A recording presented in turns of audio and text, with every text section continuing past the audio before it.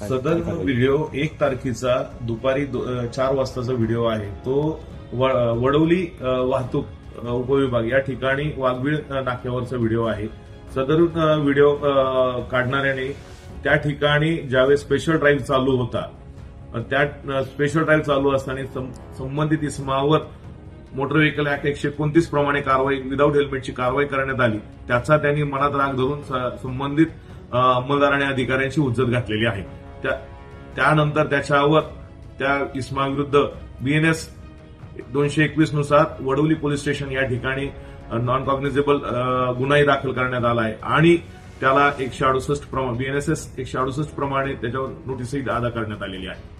Sir, तो काय ती मानसिक त्रासामध्ये जात होता असं म्हणत होते, काय एक्झॅक्टली तो विषय? हो, त्याच्या मिसेसनी आपल्याला रिक्वेस्ट केली की सर याच्यावर कारवाई जास्त हे करू नका, कारण हा मानसिक रोगी आहे म्हणून.